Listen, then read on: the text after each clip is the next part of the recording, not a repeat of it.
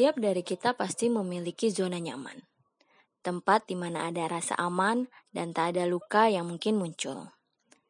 Kita mungkin mulai terusik dan berpikir, aku ingin melakukan hal yang lebih besar dari apa yang sudah aku kerjakan sekarang. Tetapi resikonya besar. Bisa jadi aku gagal, terluka lalu patah hati. Sehingga jadilah kita tetap berada di dalam zona nyaman itu dan bergerak ke sana kemari, namun tetap di area yang sama. Tak lebih besar dari apa yang sudah kita punya, kita mungkin mulai membela diri dan mengatakan pada diri sendiri bahwa tidak apa-apalah, tidak masalah juga aku tidak melakukan banyak hal yang lebih besar. Tapi benarkah demikian? Mari kita renungkan. Mari bersama nyanyikan Kecaplah dan Lihatlah yang akan kita nyanyikan 2 kali.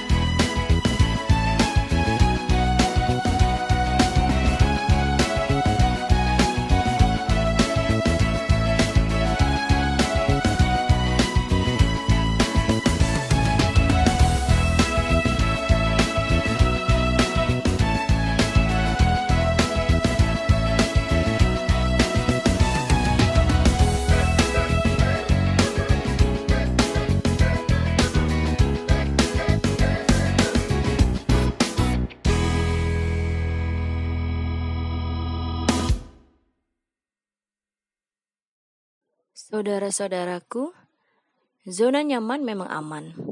Di sana tak ada kekhawatiran, tak ada luka. Tapi waspadalah juga bahwa zona nyaman tak menjanjikan pertumbuhan sejati, melainkan kenyamanan semu yang berpusat pada diri sendiri.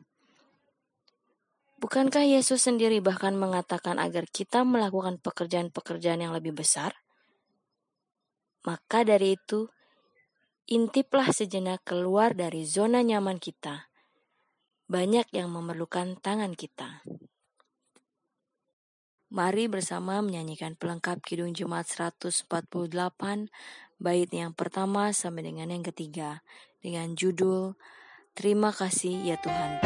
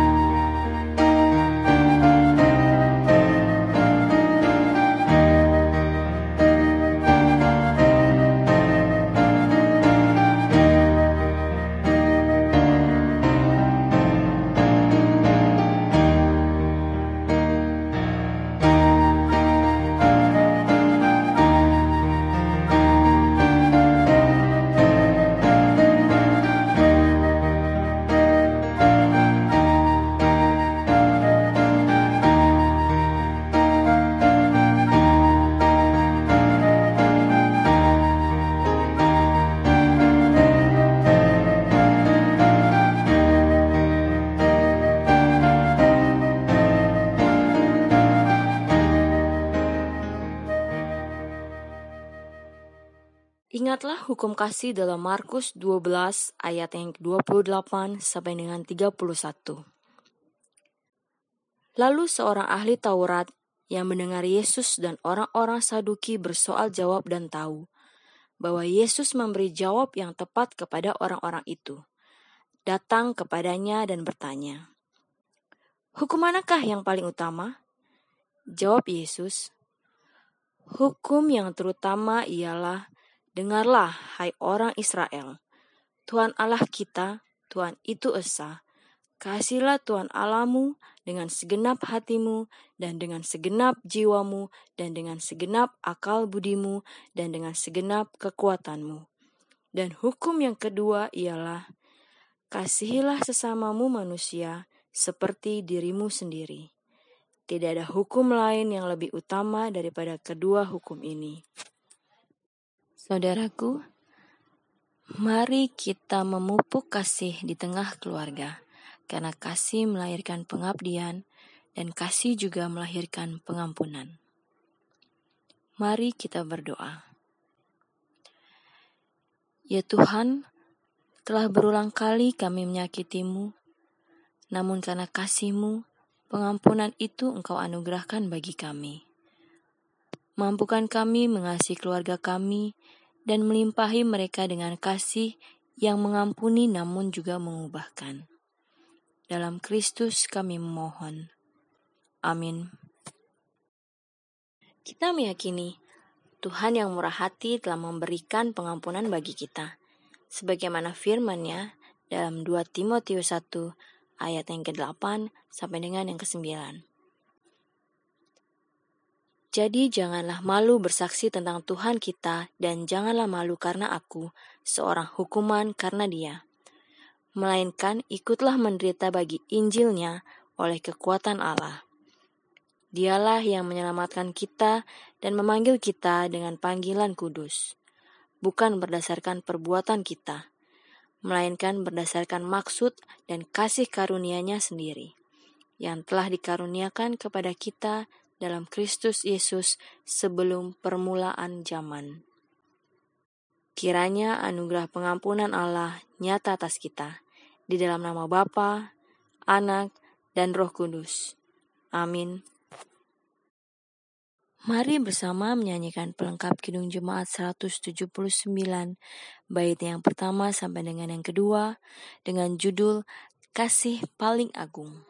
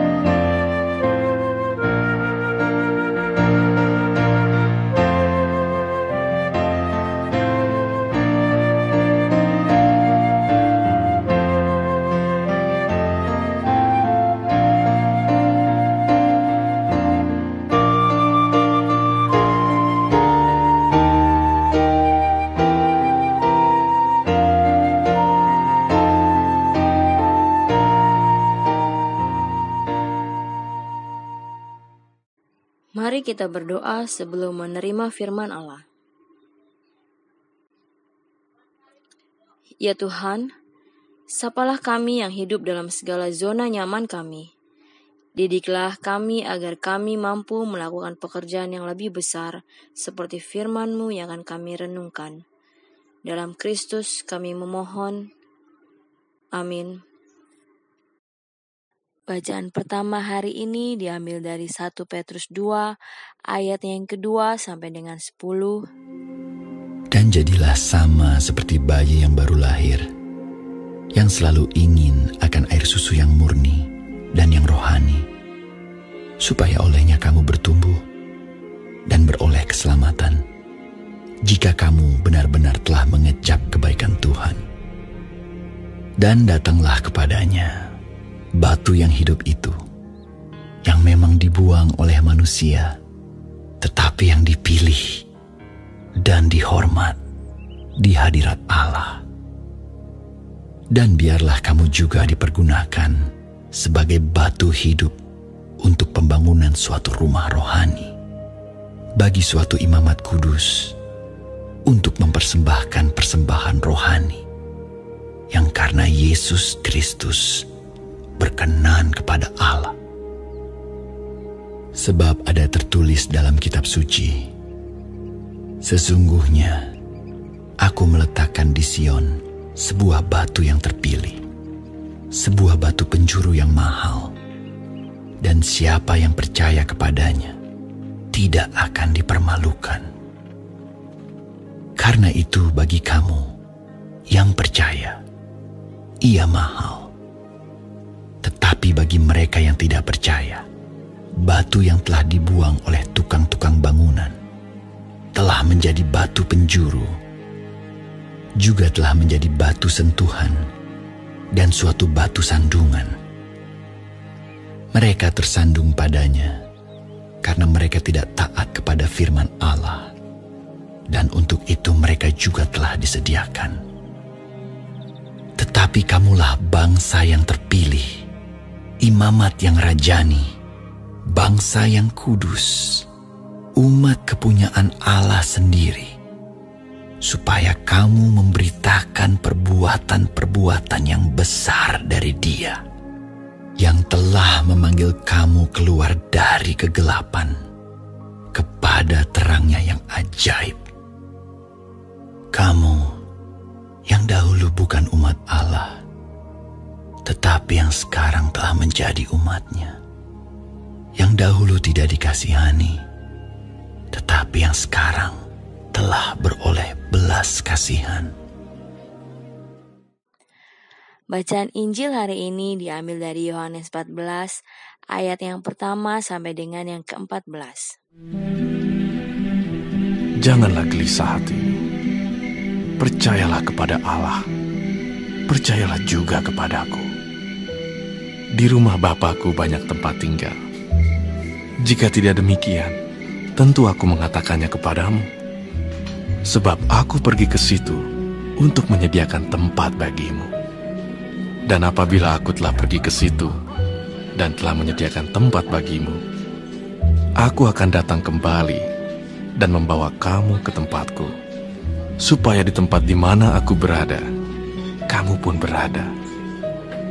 Dan kemanapun aku pergi, kamu tahu jalan ke situ. Kata Thomas kepadanya, Tuhan, kami tidak tahu kemana Engkau pergi. Jadi bagaimana kami tahu jalan ke situ? Kata Yesus kepadanya, Akulah jalan dan kebenaran dan hidup.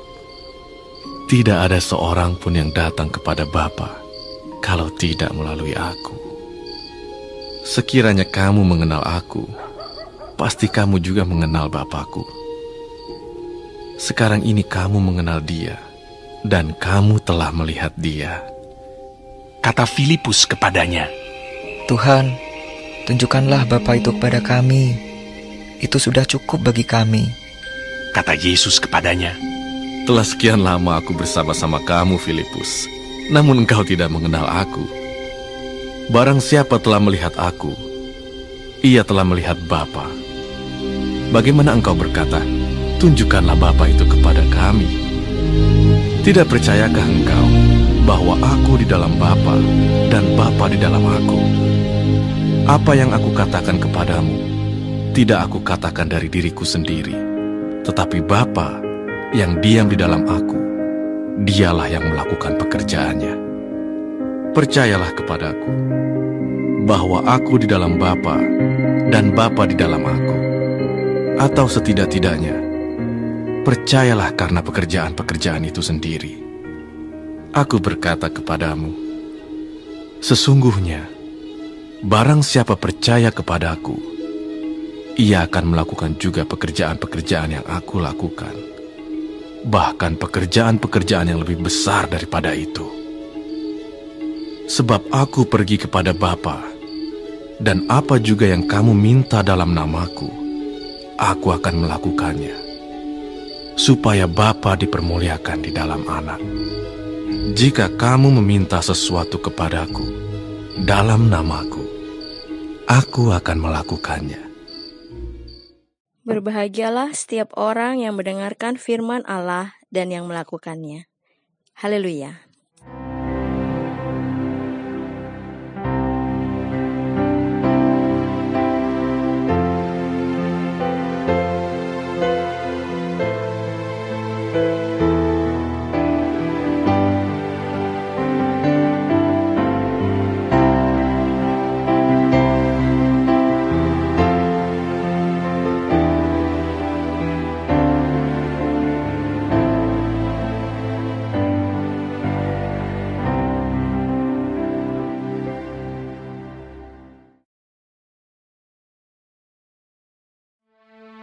Akulah jalan, kebenaran, dan hidup.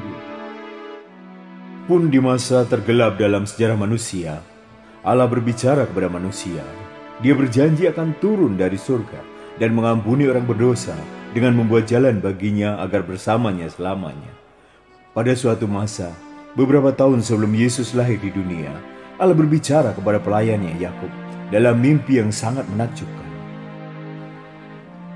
Dalam mimpi, Yakub melihat tangga besar yang membentang dari bumi sampai ke surga. Malaikat-malaikat turun naik tangga, bergerak bebas antara surga dan dunia. Dan Allah berdiri tinggi di atas tempat yang mulia. Allah mengingatkan Yakub akan janjinya bahwa suatu hari nanti ia akan mengutus Mesias untuk membawa keselamatan bagi dunia. Di waktu yang tepat, Yesus datang ke dunia. Ya, Allah sendiri datang untuk hidup bersama umat manusia. Dia datang untuk melayani, bukan untuk dilayani. Dia datang untuk menyerahkan hidupnya sebagai juru selamat. Beberapa hari sebelum kematiannya, Yesus menghibur murid-muridnya dengan berkata, "Jangan gelisah. Meskipun aku meninggalkanmu saat ini, aku pergi untuk menyediakan tempat bagimu di surga. Suatu tempat di mana kamu bisa bersama dengan aku dalam kedamaian dan sukacita abadi." Selanjutnya Yesus berkata, "Jangan khawatir, aku tidak akan pergi selamanya. Ketika surga yang bakal sudah siap dan waktunya tepat, aku akan kembali kepadamu. Aku akan menjadi rajamu dan kamu menjadi bagian kerajaanku dalam hidup yang kekal." Apa yang dikatakannya sungguh indah, tapi murid-muridnya tidak paham. Thomas bertanya, "Tuhan, kami tidak tahu kemana Engkau pergi. Jadi bagaimana kami tahu jalan ke situ?" Mereka gelisah mendengar berita darinya, di mana ia akan pergi sebentar lagi. Bahkan mereka makin bingung dan kecewa ketika tidak tahu jalannya kemana dia akan pergi. Yesus menenangkan rasa takut mereka dengan berkata, "Akulah jalan, kebenaran, dan hidup. Tidak ada seorang pun datang kepada Bapa kalau tidak melalui aku." Lalu Filipus, salah satu muridnya yang lain, dengan semangat berkata, "Tunjukkanlah Bapa itu, tunjukkanlah Tuhan, dan itu sudah cukup." Yesus menjawab, "Telah sekian lama aku bersamamu, namun kamu masih belum mengenal aku.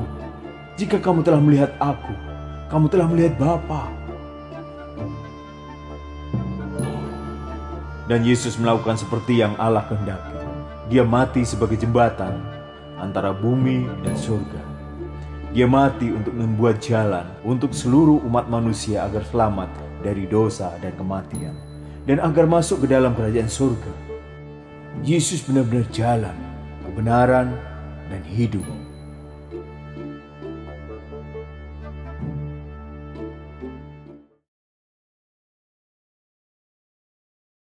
Shalom Bapak Ibu dan Saudara yang terkasih, semoga kita semua dalam keadaan yang baik dan dalam perlindungan Tuhan.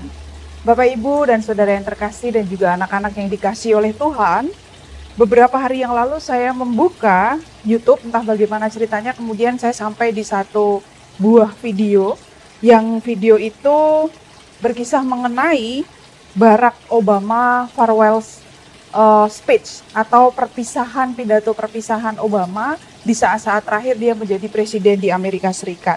Di dalam video itu ada beberapa bagian di mana Obama terlihat menampakkan kesedihan, bahkan ada satu momen di mana dia terlihat meneteskan air mata. Dan di dalam video itu juga ditangkap berbagai macam ekspresi, terkhusus ekspresi-ekspresi kesedihan yang muncul dari orang-orang yang hadir pada saat Obama memberikan pidato perpisahan. Nah, melihat video itu, saya merasa tertolong untuk memahami betapa sedihnya hati seseorang ketika mereka harus berada dalam situasi perpisahan dengan orang yang dekat dengan mereka selama kehidupan mereka. Lebih dalam lagi, kesedihan yang saya rasakan di dalam mendengarkan pidato Barack Obama pada saat itu, saya menjadi tertolong untuk memahami situasi yang juga dialami oleh para murid di dalam bacaan Injil hari ini. Bapak Ibu dan Saudara yang terkasih, jadi dalam pasal 13-14 di Injil Yohanes hari ini, sesungguhnya itu juga merupakan semacam katakanlah farewell speech yang diucapkan oleh Yesus, alias wejangan perpisahan yang disampaikan oleh Yesus kepada murid-muridnya pada saat itu. Jadi sama seperti yang dirasakan oleh orang-orang yang pada saat itu mendengarkan pidato perpisahan dari Barack Obama, maka saya juga yakin bahwa para murid yang pada saat itu mendengarkan pidato perpisahan atau wejangan perpisahan yang diucapkan oleh Yesus, mereka juga merasakan kepedihan, merasakan kesedihan. Bisa jadi mereka juga merasa takut, mereka juga merasakan kegelisahan. Mungkin dalam bayangan saya, bagaimana nanti kalau Yesus sudah pergi? Bagaimana nanti kehidupan saya? Pasti akan menjadi lebih berat, tidak ada lagi pemimpin yang akan menemani kami di dalam perjalanan pelayanan ini. Belum lagi kalau kita melihat di pasal 13 di bagian yang terakhir, kita akan melihat di sana bahwa Yesus mengatakan sebelum ayam berkokok, Petrus akan menyangkal Yesus. Jadi berbicara mengenai perpisahan saja sudah berat. Lalu tiba-tiba Yesus mengatakan bahwa sebelum ayam berkokok, Petrus akan menyangkal dia 3 kali. Mungkin ketika itu juga para murid kemudian menjadi bertanya-tanya. Mau pisah saja sudah berat. Lah ini kok malah ditambahi, ada kejadian apa sampai Petrus 3 kali menyangkal Yesus.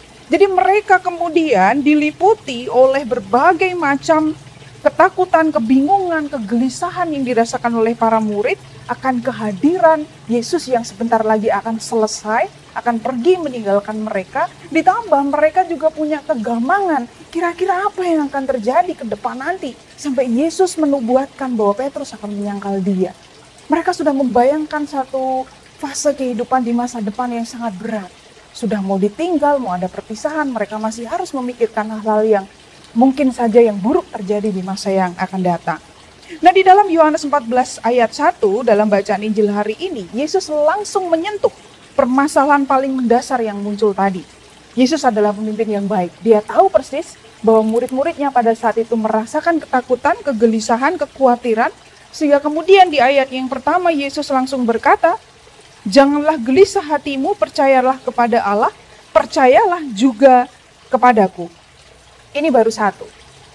Nah, kalau kita perhatikan nantinya sampai ke bawah ke bacaan berikutnya, maksud saya kita akan melihat betapa lebih banyak lagi nasihat-nasihat atau katakanlah kalimat-kalimat penghiburan yang disebutkan oleh Yesus, dan kita akan melihat apa saja itu, lalu kita akan mencoba melihat keterkaitannya dengan tema kita hari ini. Yang pertama, mari Bapak Ibu dan Saudara yang terkasih dan juga anak-anak yang dikasihi Tuhan, kita memperhatikan ayatnya yang pertama. Di sana dikatakan janganlah gelisah, atau kemudian juga ada kata percayalah. Di dalam bahasa aslinya, ini menggunakan bentuk present imperatif atau kata perintah yang berbentuk present. Itu artinya, Yesus menghendaki agar perintah ini dilakukan terus-menerus tanpa henti di dalam kehidupan sehari-hari. Itu penghiburan yang pertama. Lalu kita perhatikan di ayat yang kedua, Yesus berkata, "Di rumah Bapakku banyak tempat tinggal." Nah, ini juga menarik. Ketika kita berbicara mengenai di rumah Bapakku banyak tempat tinggal, saya dalam pengalaman selama ini sering mendengar bahwa orang Kristen kemudian sering mengatakan tempat tinggal di sini maksudnya adalah kapling. Kapling begitu loh. Jadi, Tuhan pergi untuk menyiapkan kapling bagi kita. Saya rasa ini bukan pemahaman yang keliru, karena itu adalah ungkapan iman. Tetapi mari kita akan lihat beberapa versi terjemahan untuk kata tempat tinggal ini dalam berbagai macam bahasa. Yang pertama, terjemahan New American Standard Bible. Tempat tinggal di ayat 2 ini disebut sebagai dwelling house atau housing that someone is living in, habitation, place or house in which a person lives. Jadi dalam bahasa Indonesia, dwelling house ini diterjemahkan sebagai tempat kediaman, sebagai rumah tinggal. Ada unsur tempat tinggal permanen di dalam kata ini. Kalau kita perhatikan juga di dalam terjemahan Yunani diterjemahkan sebagai monai atau ditafsirkan sebagai permanent rest. Jadi menunjukkan bahwa kata tempat tinggal baik dalam bahasa Amerika tadi itu terjemahan Amerika atau dalam bahasa Yunani tadi menunjukkan mengenai tempat istirahat atau tempat tinggal yang permanen. Nah, pertanyaannya kemudian adalah apa pentingnya mengetahui bahasa dan terjemahan ini? Agar mudah memahaminya, saya ingin mengajak saudara membayangkan sebuah situasi terlebih dahulu. Coba kita bayangkan bersama. Saudara berjerih lelah, saudara berjalan begitu jauh, Kemudian di dalam pekerjaan itu, perjalanan itu saudara melakukan banyak sekali hal, pelayanan, ini itu saudara semua kerjakan. Kemudian di dalam apa yang saudara lakukan, saudara mengalami kesulitan, saudara mulai merasa putus asa, karena ada begitu banyak penolakan, ada begitu banyak hujatan, rasa sakit yang saudara alami bertubi-tubi. Dan di dalam situasi itu, saudara tidak tahu ujungnya ada di mana. Saudara ditinggalkan pemimpin saudara, saudara mulai takut, tidak ada yang menemani, tidak ada yang menjadi support team untuk saudara. Saudara hanya sendiri saja, tidak tahu di mana ujungnya. Lalu tiba-tiba di dalam perjalanan itu saudara berjumpa dengan seseorang dan mengatakan, orang itu mengatakan, jalan terus. Di depan sana ada dwelling house, di depan sana itu ada permanent resident, ada tempat tinggal yang permanen untuk kamu. Kamu bisa beristirahat di sana. Coba saudara bayangkan jika kemudian saudara menjadi orang tersebut tadi dan kemudian mendengar penghiburan semacam itu. Tentu saudara kemudian akan menjadi lebih bersemangat. Nah, ketika Yesus mengatakan ayat 2 ini, Yesus sepenuhnya tahu bahwa kehidupan yang akan dijalani oleh murid-murid ketika mereka mengabarkan Injil bukanlah perjalanan kehidupan yang mudah. Mereka akan bertemu dengan berbagai macam hal, akan bertemu dengan berbagai macam hambatan, tantangan, dan di saat itulah Yesus mengatakan ada permanent resident, ada dwelling house, ada yang namanya rumah tempat tinggal yang permanen itu tadi, di mana mereka bisa beristirahat dengan tenang untuk selama-lamanya setelah semua jerih lelah itu. Jadi Yesus memberikan janji penghiburan bagi mereka yang sudah merasakan ketakutan, kegelisahan, tapi juga bagi mereka yang mau berjerih lelah di dalam mengikuti Yesus. Bapak, Ibu, dan Saudara yang terkasih, yang kita hadapi saat ini, kita mungkin gampang untuk memahami maksud-maksud kalimat Yesus di Injil Yohanes 14 itu tadi. Tetapi bagi para murid pada saat itu, belum tentu itu mudah dipahami. Kita akan melihat bagaimana respon para murid setelah mereka mendengar apa yang diucapkan oleh Yesus. Jawaban Thomas menarik.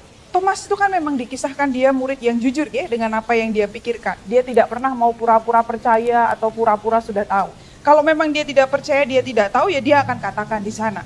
Lalu di sana di ayat 4 Yesus berkata, dan kemana aku pergi kamu tahu jalan ke situ? Lalu kemudian Thomas menjawab, Tuhan kami tidak tahu kemana engkau pergi. Jadi bagaimana kami tahu jalan ke situ?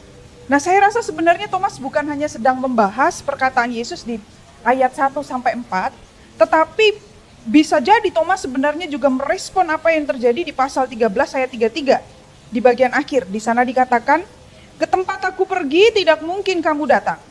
Demikian pula aku mengatakannya sekarang juga kepada kamu. Atau bisa juga di ayat 36b, jawab Yesus, ke tempat aku pergi sekarang engkau tidak dapat mengikuti aku. Jadi di dalam bayangan saya mungkin Thomas itu berpikir, lah tadi bukannya Yesus sendiri yang bilang, kalau ke tempat di mana Yesus akan pergi kami tidak bisa datang. Lalu bagaimana mungkin Yesus kemudian berkata bahwa kami tahu jalan menuju ke sana. Mari kita lanjutkan lagi. Di dalam merespon murid-muridnya, Yesus mengatakan di sana, aku adalah jalan.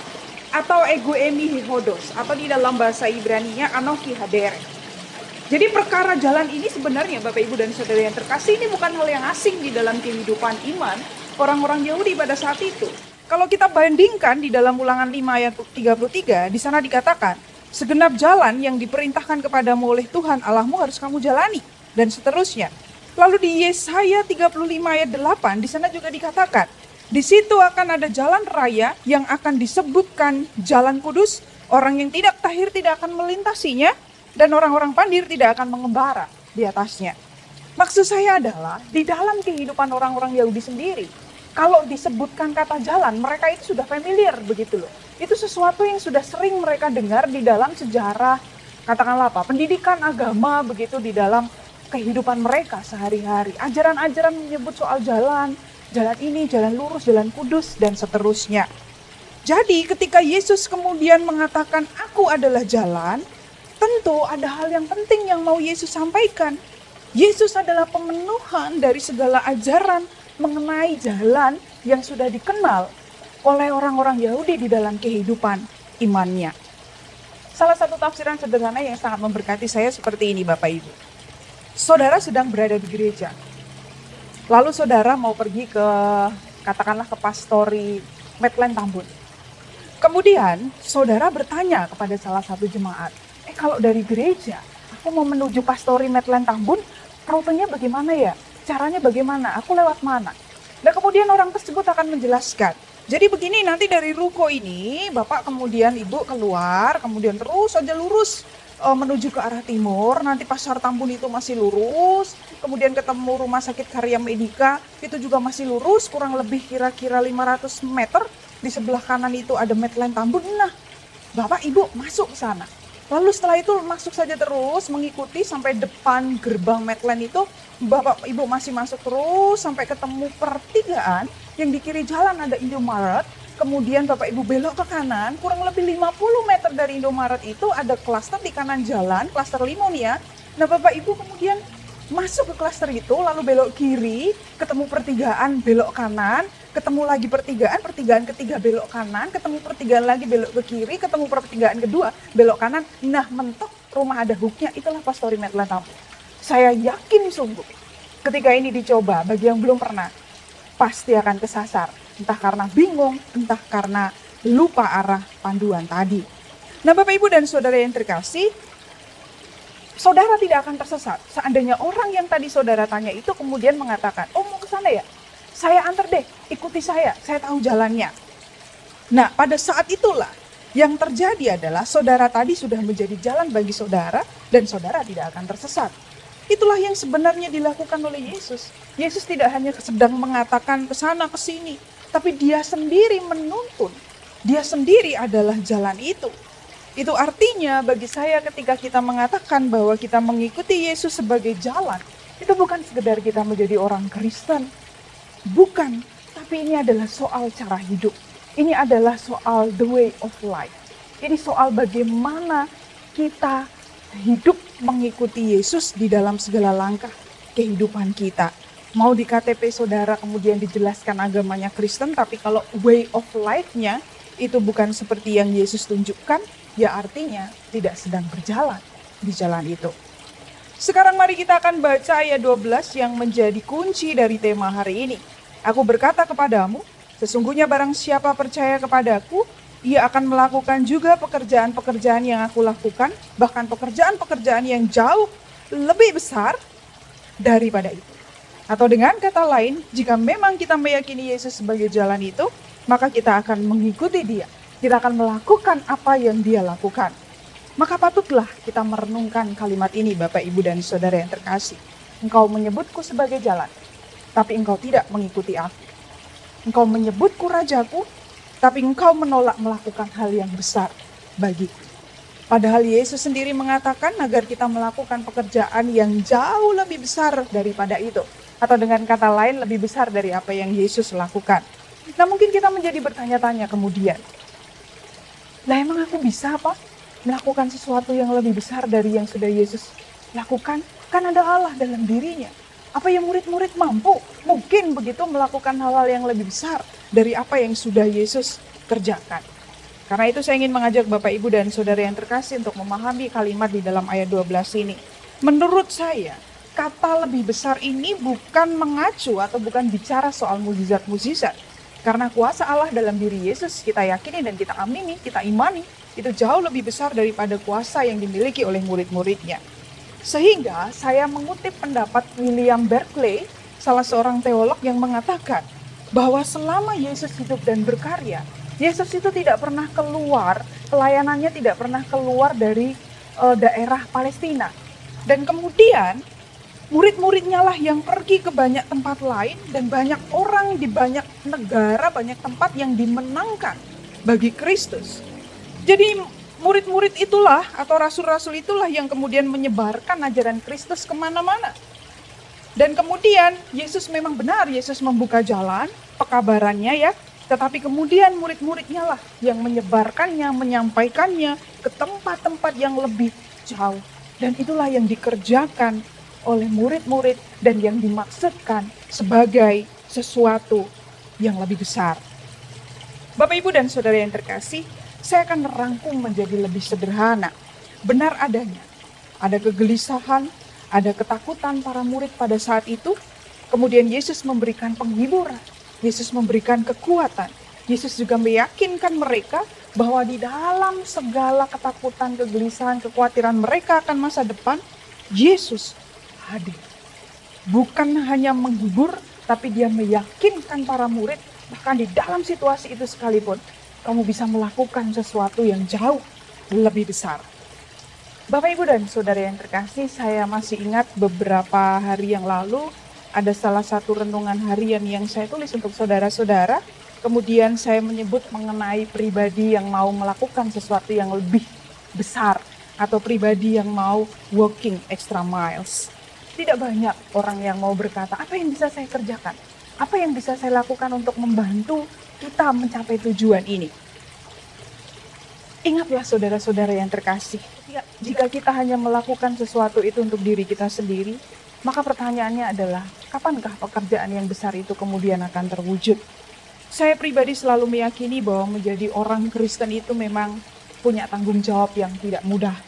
Bacaan dalam Petrus hari ini juga menegaskan hal yang sama. Konteks penerima surat ini adalah minoritas di tengah orang-orang yang tidak percaya. Maka panggilan untuk menjadi berbeda, panggilan untuk melakukan sesuatu yang lebih besar dibandingkan orang-orang pada umumnya, itu juga menjadi tantangan yang luar biasa dan perlu diperhatikan dalam kehidupan sehari-hari. Petrus bahkan mengatakan umat saat itu sebagai bangsa yang terpilih, imamat rajani, bangsa yang kudus, umat kepunyaan Allah.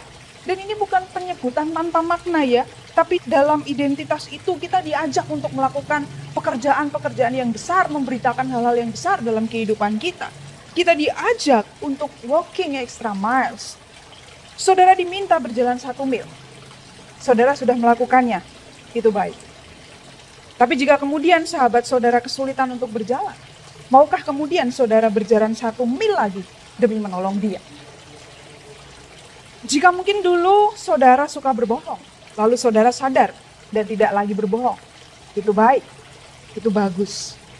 Tetapi kebaikan itu akan menjadi semakin baik, semakin besar, jika kemudian saudara berubah dan menjadi bukan hanya tidak lagi berbohong, tapi menjadi pribadi yang suka memberi, katakanlah, walking extra miles, melakukan sesuatu lebih besar lagi. Atau katakanlah dulu saudara itu orang yang pemarah, kemudian saudara berubah, saudara tidak lagi menjadi pemarah, itu baik. Tapi kebaikan itu akan menjadi sesuatu yang lebih besar lagi ketika saudara kemudian bertambah juga mau menjadi orang yang memaafkan, welas asih, dan penuh pengampunan. Atau katakanlah dulu saudara adalah pribadi yang kasarnya minta ampun begitu, pada anak, pada pasangan, pada orang lain. Kemudian saudara berubah, saudara tidak lagi kasar, itu baik. Kebaikan itu akan menjadi semakin besar ketika bukan hanya tidak lagi kasar, tetapi kemudian saudara memberikan waktu bagi pasangan saudara, bagi anak-anak saudara. Walking extra miles. Kemudian, saudara membeli makanan dari jemaat yang berjualan makanan. Itu baik. Dan kebaikan itu bisa menjadi semakin besar ketika saudara memesan, mungkin ditambahin tips. Dan menjadi semakin besar lagi ketika saudara kemudian katakanlah mentraktir jemaat yang saudara tahu belum sanggup membelinya, kemudian saudara traktir dia tanpa perlu bilang dan makanannya diantar. Itu luar biasa. Maka mari di tengah segala kondisi yang dipenuhi kegelisahan, ketakutan, dan kekhawatiran, kita tetap mengikuti dia dan melakukan pekerjaan-pekerjaan yang besar. Saudara capek, semua orang pasti akan merasakannya. Tapi percayalah, seperti di ayat 2 tadi katakan, Tuhan menyediakan tempat tinggal. Ada dwelling house bagi kita, tempat di mana kita bisa beristirahat dari segala jerih lelah kita setelah melakukan hal-hal yang besar. Tuhan menolong. Amin.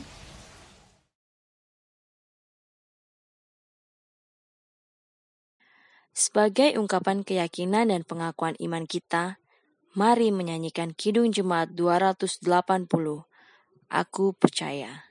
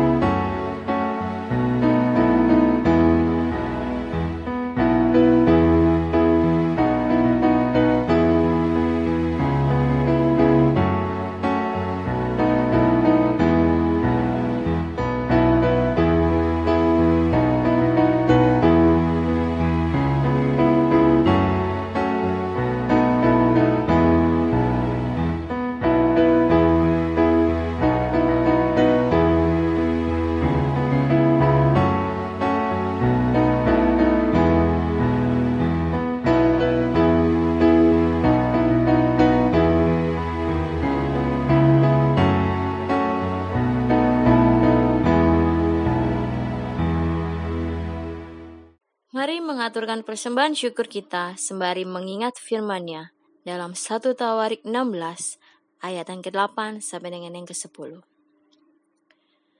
Bersyukurlah kepada Tuhan, panggilah namanya, perkenalkanlah perbuatannya di antara bangsa-bangsa, bernyanyilah baginya, bermazmurlah baginya, percakapkanlah segala perbuatannya yang ajaib, bermegahlah di dalam namanya yang kudus, biarlah bersuka hati orang-orang yang mencari Tuhan.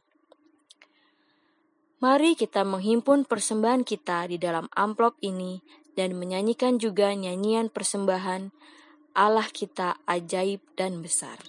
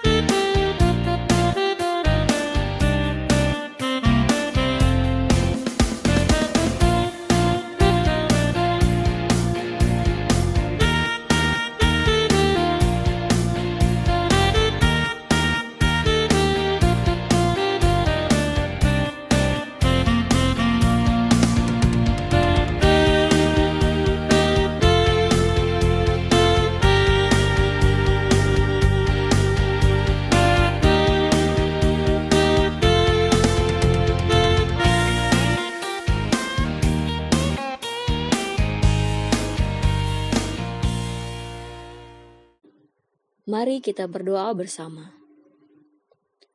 Tuhan yang murah hati, inilah persembahan kami. Kiranya Engkau berkenan menerima persembahan kami.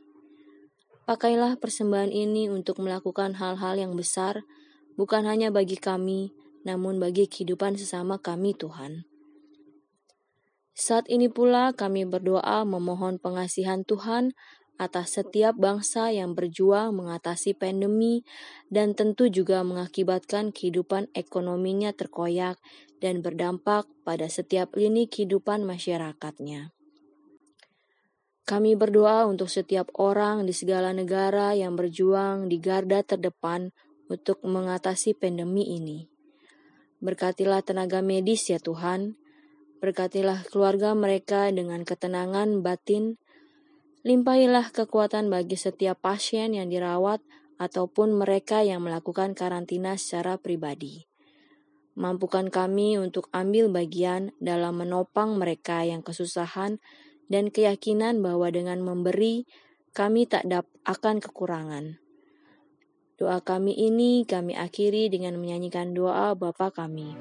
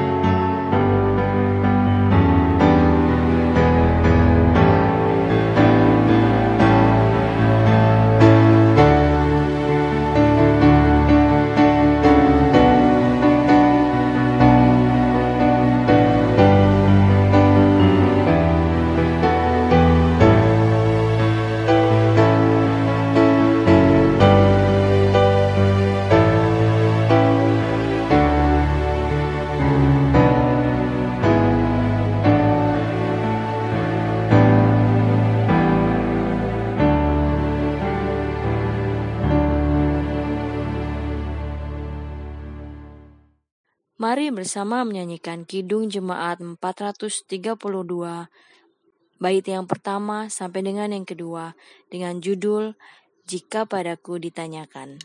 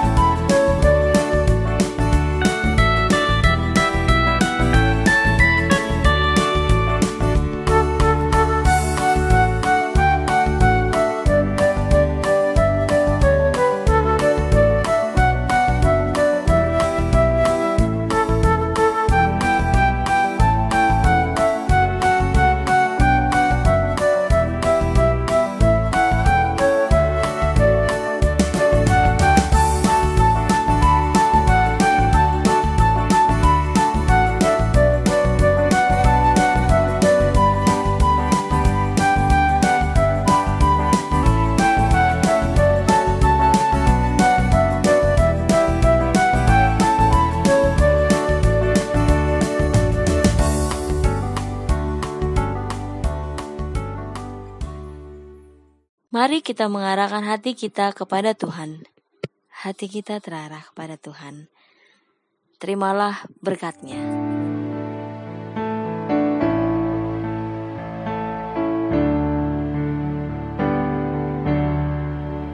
Kasih